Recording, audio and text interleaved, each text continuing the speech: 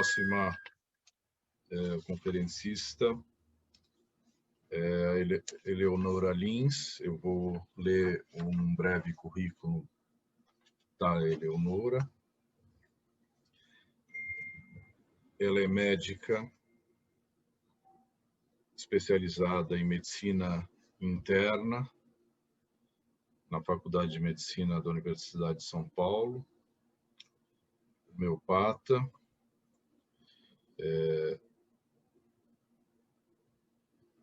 ensinou análise crítica de literatura. Então, aqui tem um corte.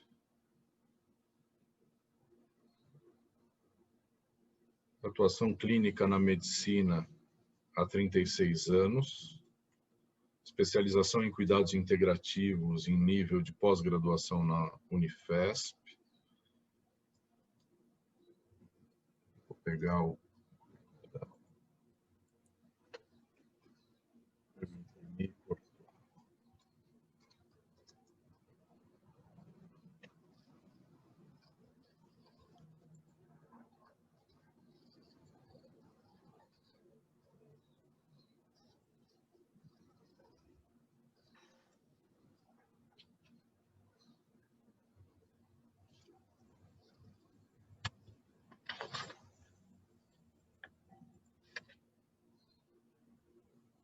Eu posso me apresentar também, Américo, se você preferir.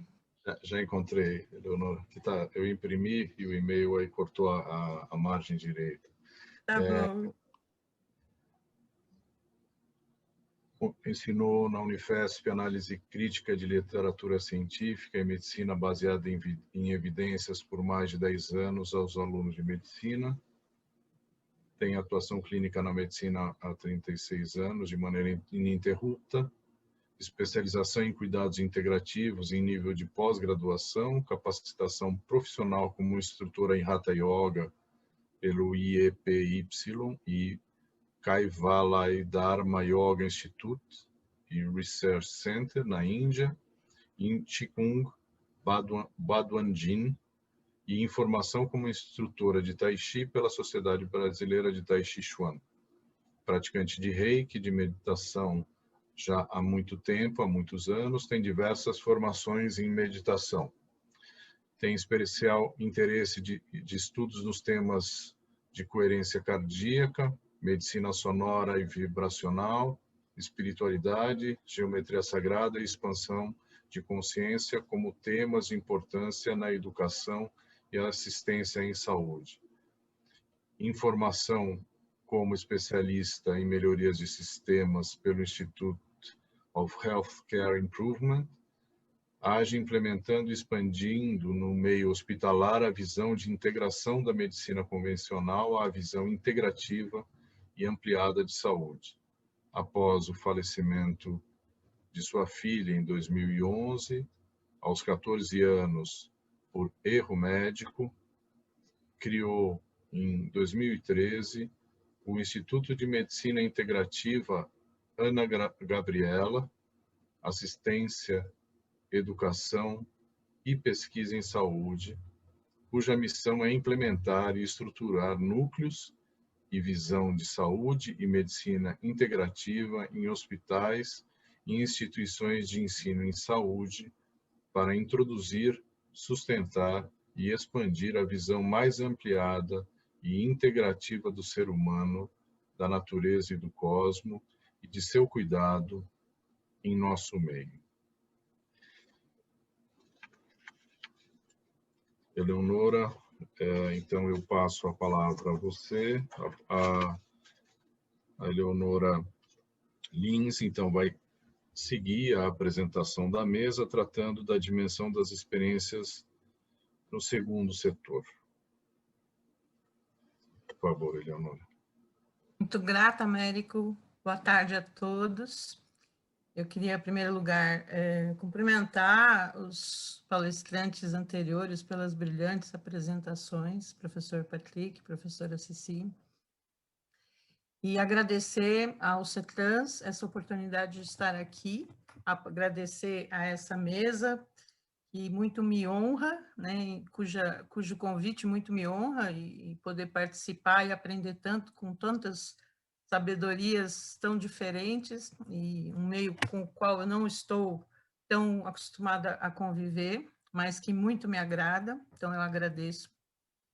Agradecer também a organização desse evento fantástico, que eu considero assim totalmente inovador, democrático, expansivo, e fico imaginando aqui todo o trabalho que o suporte tecnológico teve que ter. Então, agradeço o Marco Túlio pelo apoio que está nos dando, pela Julieta, que eu já soube que está aí há 1 ano nessa labuta, e agradeço em especial a professora Cici Fontes, que é a criadora desse serviço, desse curso de pós-graduação, que eu considero também uma inovação, e é o curso pioneiro, é o curso inovador e único no país, neste formato e com este propósito. E agradeço ao Campo de Cuidados Integrativos por me colocar aqui nesse lugar agora, e a todas as pessoas que estão em comunhão conosco, em todos os perdão, em todos os continentes. Deixa eu pegar um pouquinho d'água aqui, porque senão eu vou engasgar. E antes de abrir a minha tela, eu também queria fazer um breve comentário, dizendo que nós estamos chegando aqui nas portas da 3ª década do século XXI, e as palavras de ordem têm sido tecnologia, complexidade, crise, tensão, fake news, medo, incerteza, e isso são sintomas de um sistema que está se manifestando. E como todo sistema que se manifesta com sintomas, ele está buscando o seu próprio reequilíbrio. E esse é o princípio da doença. A doença não é um problema, a doença é um caminho apontado por um sistema que é perfeito, que sempre busca o seu próprio retorno ao equilíbrio. E nessa observação, então, a gente vai constatando, sem dúvida, como a estrutura e a organização em geral do nosso ensino e aprendizado, e falo principalmente na área da saúde, em particular na medicina, insiste e continua a insistir, insistiu e continua a insistir em se basear em compartimentalização de conteúdo, fragmentando as competências e o conhecimento, cuja integração agora é urgente e imprescindível à nossa sobrevivência, na verdade, como espécie nesse planeta. Que sem nós viverá muito bem, talvez até melhor, mas nós não viveremos sem ele. Esse planeta mãe, adoecida, já claramente reage ao dano que estamos lhe causando e está buscando também, como tudo, o seu reequilíbrio, assim como nós fazemos nas nossas manifestações de doença e sintomas. Em algum lugar no passado, nossa integridade e unidade se dissolveram, e o paradigma da ciência, saúde e cuidados que criamos e vivenciamos desde então, ele também agora se contorce no chão, agonizante e em pedaços. É preciso que nós permitamos mais luz de ambos os sóis e mais sopro do novo espírito adentrando em nós, nos restaurando, fluindo e circulando na nossa ciência, na nossa medicina, na nossa forma de pesquisar, de ensinar, de aprender, de cuidar e de sentir. A assistência, a educação e a pesquisa em saúde dão claros sinais de necessidade de mais diálogo, e diálogo mais livre de preconceito entre as diferentes áreas do saber. O professor Patrick muito bem mencionou a dificuldade que ele sentiu e as resistências. Isso é fato, eu sinto, né? Todos sentimos. A ciência clama por nova atitude, por nova cultura. A medicina anseia por voltar a ser a arte que nunca deveria ter deixado de ser. E o ser humano, com tudo isso, sofre, pois necessita se autorreferenciar como ser multidimensional que é, num mundo que tampouco nunca deixou de ser transcendente. Compreender esse processo pode permitir que a prática médica e os cuidados à saúde de um ser humano que agora necessita voltar a ser integral aconteçam novamente em diferentes níveis quânticos de realidade, como outrora, creio eu, há muito tempo já ocorreu. Então, agora eu peço licença para compartilhar a minha tela. Falando em arte e medicina, eu, sem combinar nada com a professora Cici, eu também resolvi me exibir aqui como país para o mundo, mostrando a nossa arte de rua dos muralistas, os grafiteiros de São Paulo, do Brasil, na verdade. Eu vou começar falando aqui, mostrando um painel de um artista conhecidíssimo aqui e no mundo, chamado Cobra, mas eu vou trazer principalmente painéis de mulheres também ao longo da minha apresentação. Esse painel fala da união das raças, dos credos e da esperança, porque coloca crianças. A esperança no futuro, né? Com alegria, com cor. Eu acho que ele é bem contundente nesse momento que a gente está vivendo. Então, esse é o desejo para todos nós e para todos os seres, de paz, muita união e saúde. E, então, a gente vai abrindo essa porta e vai querendo ver o que existe entre esses espaços que a gente chama de lá fora, a gente entende que é lá fora, né? Acredita que é lá fora, e o aqui dentro, e a gente quer ir além disso, e a gente quer transcender esse espaço. E então, esse maravilhoso evento que começa, então, eu começo aqui a minha fala sobre a minha experiência e o serviço que foi criado dentro de um hospital privado de São Paulo.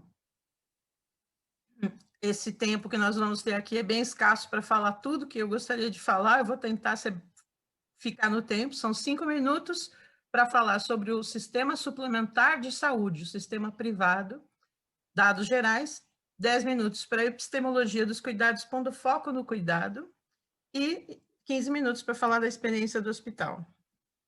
Então, como a Ceci já falou, nós estamos nesse país aí na América do Sul, com 212 milhões de habitantes, na região de São Paulo, com 12 milhões, na região metropolitana de 22 milhões. E desses 212, 47 milhões são beneficiários, ou seja, pagam dinheiro do seu próprio bolso ou das suas empresas, pagam por eles, para receberem assistência médica. A concentração maior dessas pessoas está aqui na região sudeste do país, e ela vai se diluindo, se escasseando, conforme se vai indo mais para o interior, conforme se vê nos gráficos, nos mapas, perdão, e a linha vai mostrando que essa cobertura vem aumentando.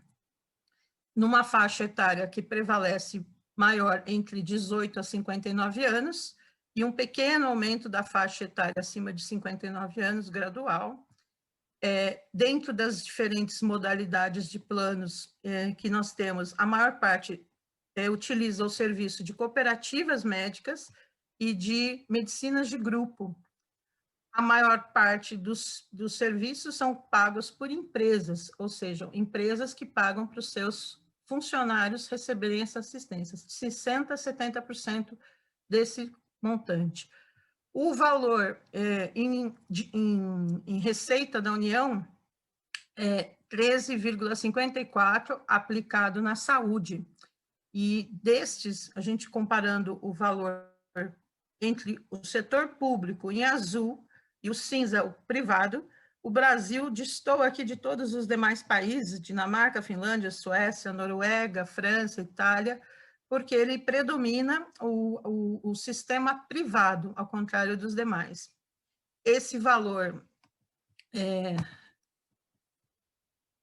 em 80 bilhões de reais para internações, isso em 2019, 36 bilhões em exames e 26 bilhões em consultas médicas, demonstrado aqui também nesse mesmo gráfico, que mostra essa mesma proporção. Com relação ao PIB, vemos que 5,4% do PIB é investido na saúde, sendo isso uma proporção muito maior do que todos os demais países. Porém, quando a gente vai ver isso per capita, o Brasil está lá embaixo da média, com 1%, porque, na verdade, isso tudo se dilui nesse número populacional tão grande. Impressionantemente, e apesar disso, a gente vê a taxa de internação crescendo nos últimos 5 anos de uma forma muito importante. Eu chamo a atenção para esse gráfico, que mostra que esse foco, por que esses números são importantes?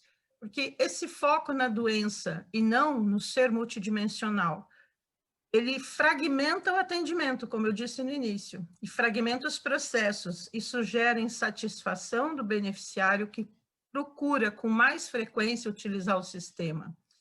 Isso acaba criando excessos, acaba criando desperdício, e também o sistema de pagamento que hoje nós temos é por serviços, remuneração por procedimento, e não por resultado com o paciente.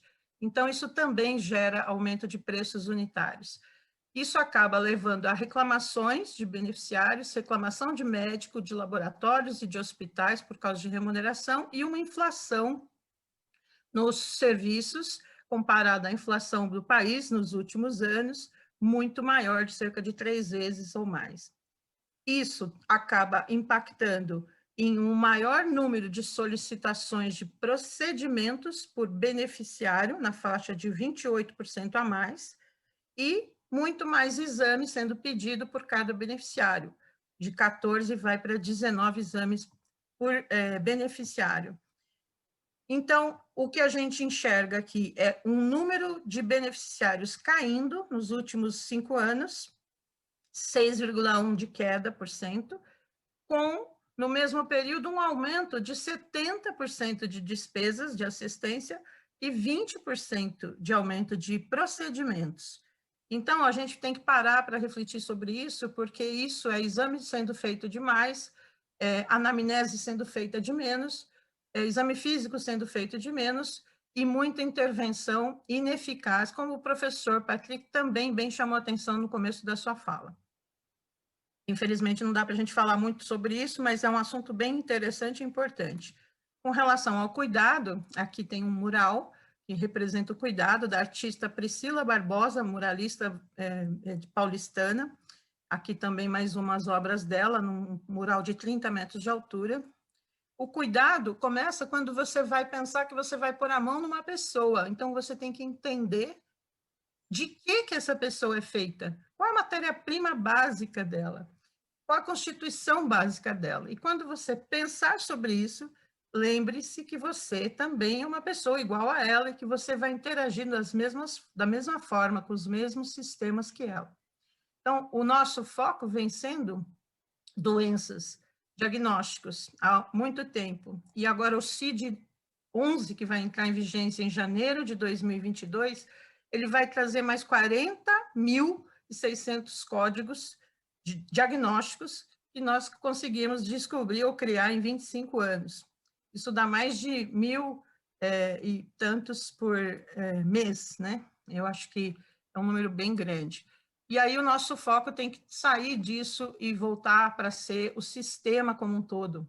O indivíduo complexo, que tem um corpo complexo, que tem uma mente que é insondável, que sente emoções, que tem sua família, ambiente social, profissional, que tem a sua religião, espiritualidade, que está integrado ou desintegrado do seu habitat natural, quando ele sabe que seu habitat é a natureza e não acha que é o shopping center, por exemplo.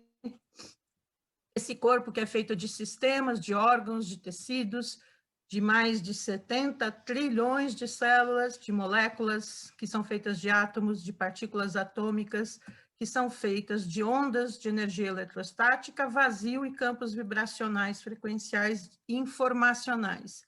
Essa é a nossa constituição básica, a nossa matéria-prima básica. Então, nós temos este número aí de átomos, que é 7 multiplicado por 10, elevado à 27ª potência de átomos, e essa obra é também da Luca Telli, que a gente já mostrou, vai mostrar outros painéis dela. 53% de água, e esse é um número que a gente não consegue nem falar de tão grande, mas tem gente que estuda isso e publica. Esse é o número de átomos que cada um de nós tem, e tudo no universo é feito de átomos, e os átomos são feitos de partículas gluons, fótons, gravitons, leptons, quarks, interação eletromagnética, interação fraca e forte, interação gravitacional, antimatéria, tudo isso está dentro do nosso núcleo dos nossos átomos o tempo todo, e é com isso que a gente lida quando a gente está cuidando de uma pessoa, a gente tem que lembrar disso. Do ponto de vista da visão de Jean-Yves Leloup, o paciente é aquele que sofre, padece com aquilo que lhe acontece. Independentemente disso ser considerado bom ou mal, ele sofre porque ele percebe dessa forma. O cuidador é a pessoa que vai acompanhar o paciente, o terapeuta, na obtenção de um acesso a uma outra percepção. Então, o trabalho é auxiliar a que a pessoa que sofre perceba, interprete o fato de um outro nível de realidade, de uma outra forma, de tal sorte que a dor que passa, que é insensata e que não tem nenhum significado para ele, passe a fazer sentido. Lembrando que fazer sentido não é se tornar complacente com a dor e nem se identificar como vítima. Então, cuidar da saúde é necessário que passe antes pelo cuidado do ser, como a professora Cici bem falou agora há pouco, o ser no mundo e o desdobramento no outro. Esse processo de cura, ele vai agir dentro da integralidade da natureza humana. Então, isso tudo a professora Cici aqui já falou, eu não vou me demorar nisso, apenas vou acrescentar que tudo isso cria esse ambiente de beleza e complexidade que somos nós, e que é com isso que a gente lida quando a gente está frente a um paciente. Então, essa cura, ela acontece com a integralidade da natureza humana. E aí a gente vê essa imagem e sente isso. E aí a gente vai e faz isso. E esse é o paradigma científico da modernidade, que então veio, como o professor Patrick também falou no início da nossa reunião, essa separação entre o ser humano e a natureza de uma forma drástica, fazendo que também aconteça a separação entre corpo, mente e espírito. E isso tem as suas vantagens, porque isso gerou as múltiplas especialidades e os múltiplos recursos diagnósticos e formas de cura que nós talvez não tivéssemos acesso se não tivesse tantas especialidades, mas, porém, também gerou uma perda do indivíduo de si, a autovisão da totalidade, a sua desinserção da sociedade da natureza e, consequentemente, quando ele se desinsere da natureza, ele se desconecta das energias cósmicas que o alimentam. Então, ele adoece.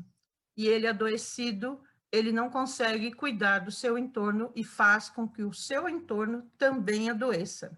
Eu trouxe uma frase bem irônica, mas que eu achei bem interessante, pertinente, de Aldous Huxley, que dizendo que aquilo que o homem uniu, a natureza não consegue separar, fazendo uma paródia, né, um plágio da frase clássica do casamento, que o que Deus uniu, o homem não separa.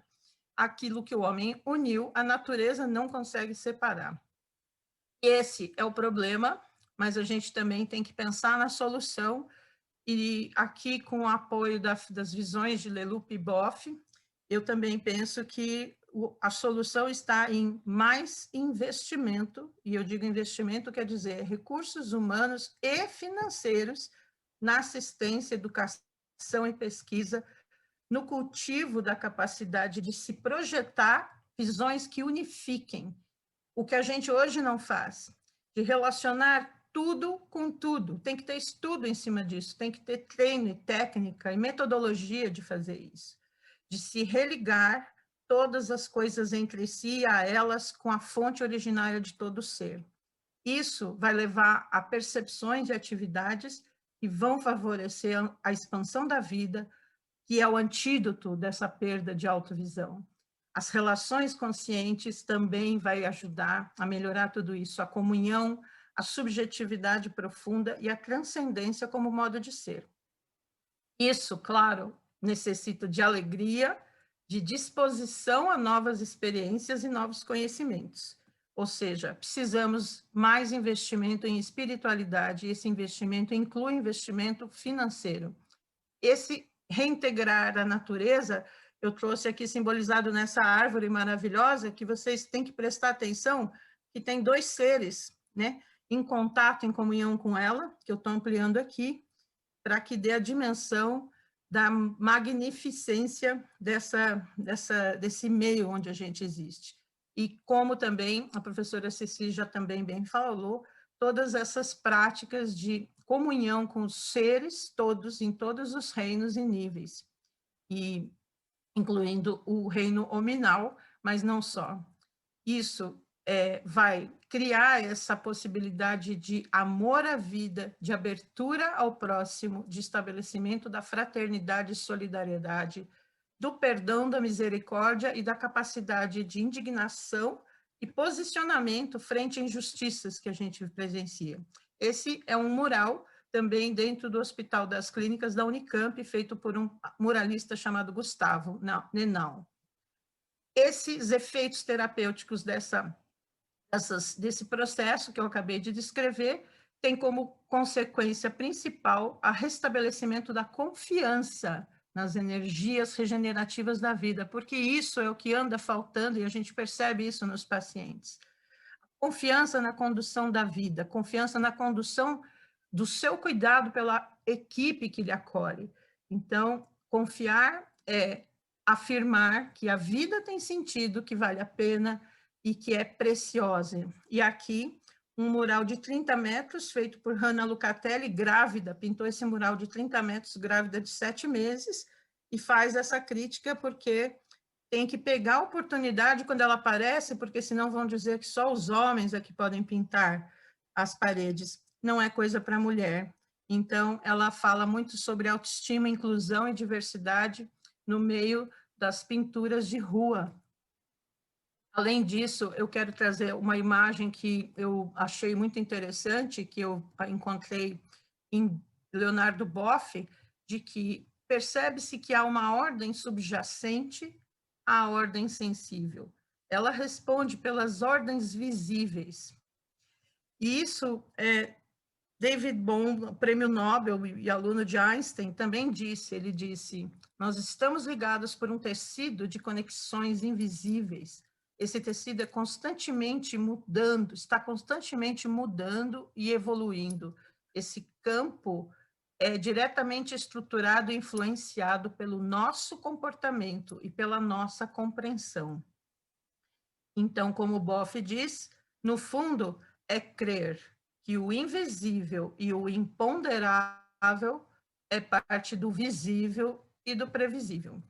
Além disso, a gente fala da pentadimensionalidade com uma visão um pouco astronômica, no sentido real, quando a gente pensa que todos somos feitos desses átomos todos, e isso tudo está presente no universo, então a gente se questiona de onde começou o universo, onde ele termina, se é que ele termina, do que ele é feito, qual o formato dele, ele é um multiverso, e quais são essas estruturas que existem aqui, nós estamos ao alcance delas, e o que acontece com tudo isso. E esse não é um local agora para discutir esse assunto, que é muito palpitante, e que está sendo muito discutido pela ciência, que é a pentadimensionalidade. Mas o Winston Churchill, há muito tempo, já disse, quanto mais longe você conseguir olhar para trás, mais longe você verá para frente. E ele traz essa imagem também aqui no desenho da Alice no País das Maravilhas, muito chamando atenção para essa questão do tempo, da dimensão do tempo. Coisa que Stephen Hawking também já trouxe, eu vou só trazer rapidamente as imagens geométricas da pentadimensionalidade e essa chamada de atenção que Stephen Hawking faz a respeito do tempo, não ser apenas uma linha horizontal com passado à esquerda e futuro à direita, e sim, ele também é verticalizado e ele pode estar em outros sentidos também, de forma que todas as possibilidades coexistem simultaneamente no aqui e agora, como a professora Ceci também falou antes, e que Einstein também começou a comentar muito tempo atrás, e que vários estudos aconteceram, e estão aqui nessa teoria de interpretação multiverso, de mecânica quântica do multiverso.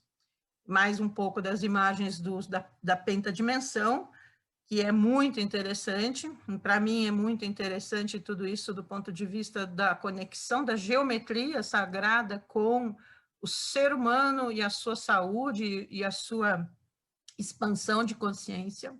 E esse assunto também é abordado por Brian Greene em vários desses livros, dessa obra. Ele fala do espaço-tempo como um tecido que acontece e onde tudo acontece, tudo se transcorre nesse espaço, nessa fabric, nesse tecido, nessa matéria.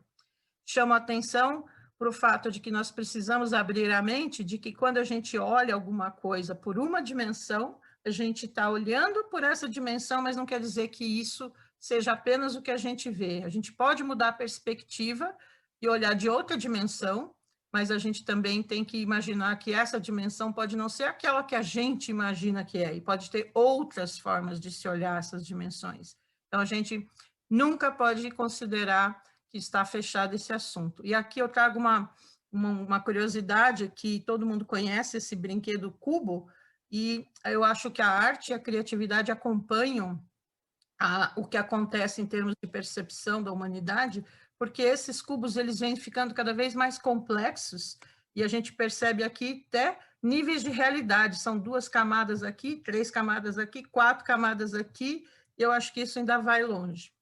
E com relação ainda o cuidar, o curar nem sempre é cuidar, e o cuidar não é só curar. E lembro também que a nossa taxa histórica de mortalidade como espécie é 100%, todos vamos morrer. Então, a gente também tem que pensar que a cura não quer dizer tirar do estado da possibilidade de morte, porque isso nunca vai acontecer.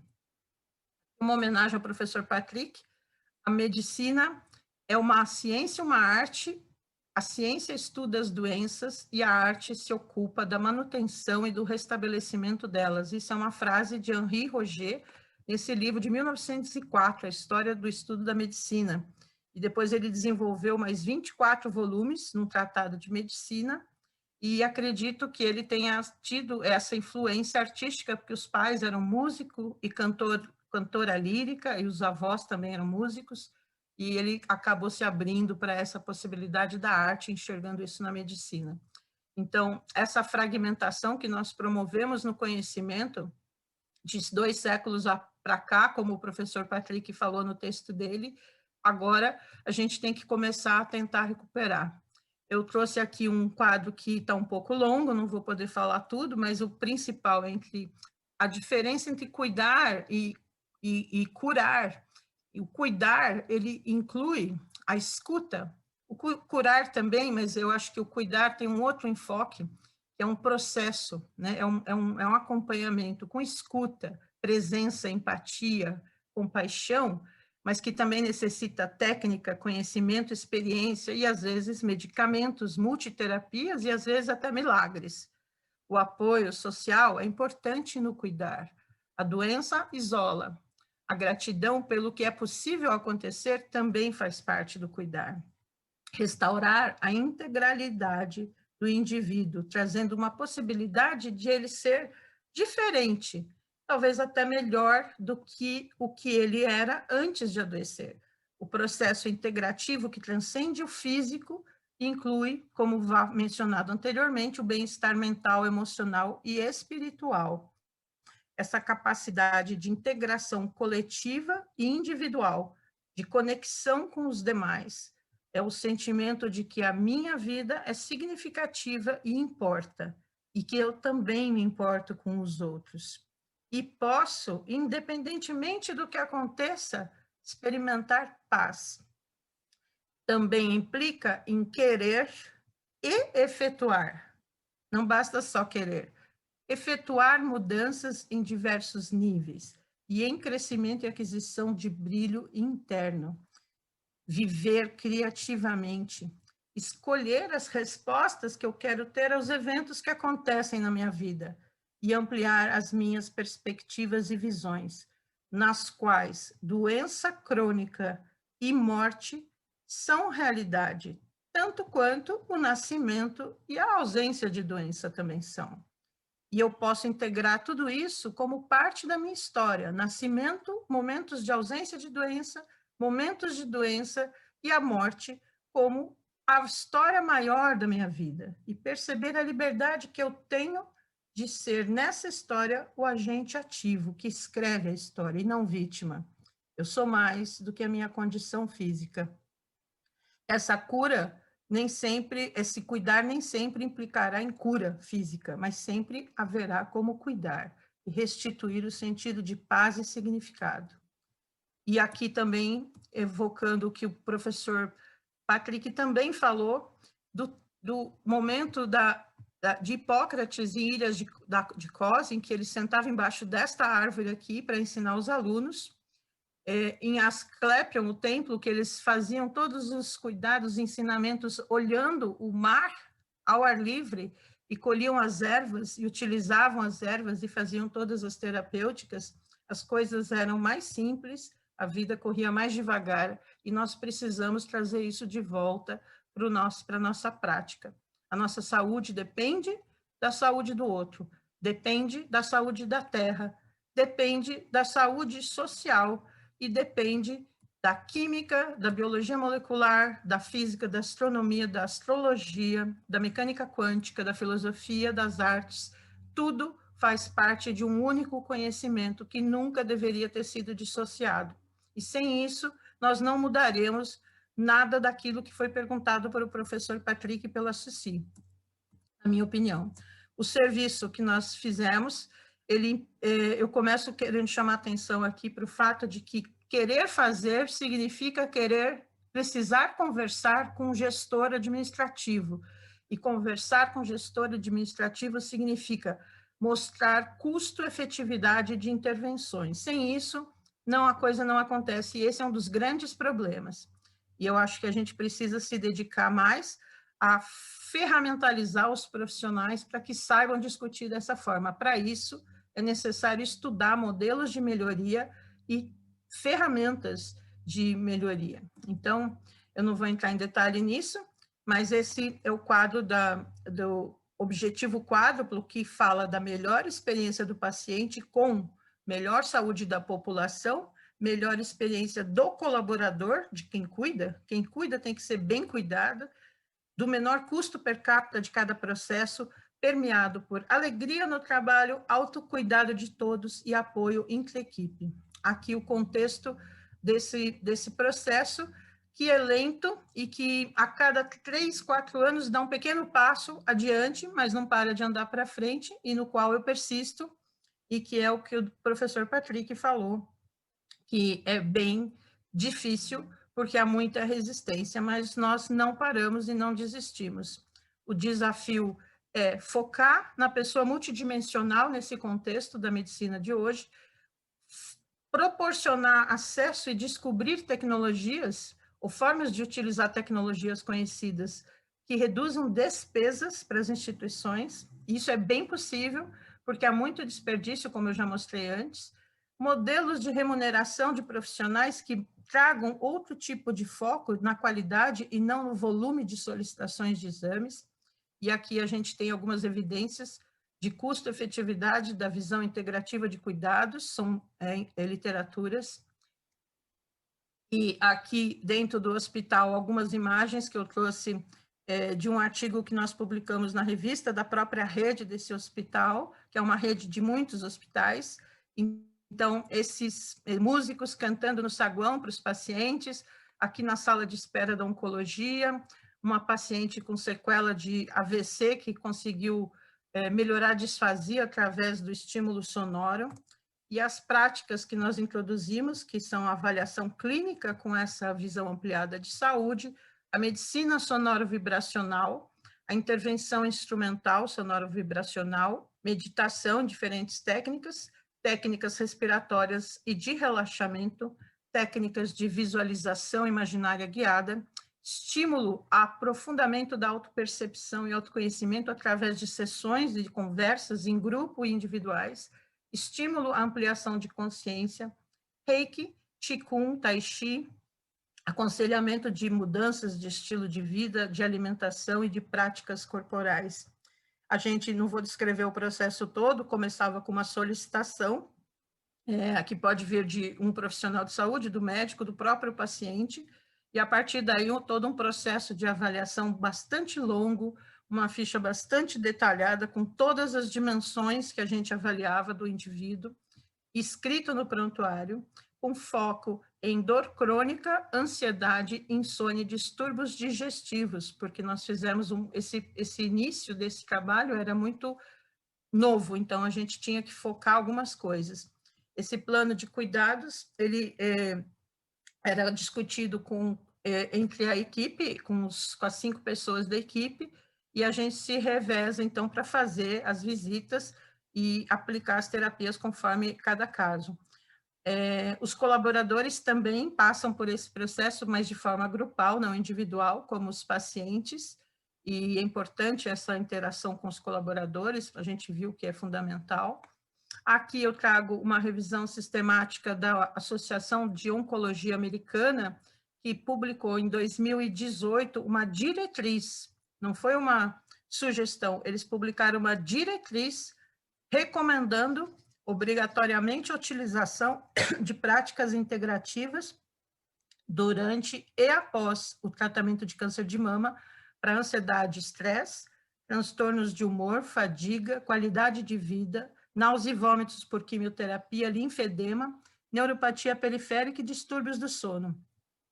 Aqui um pouco mais da mesma coisa, com relação a yoga e acupressão e acupuntura, também para transtornos de humor e depressão e resultados na melhora de qualidade de vida. Tudo isso com muita evidência.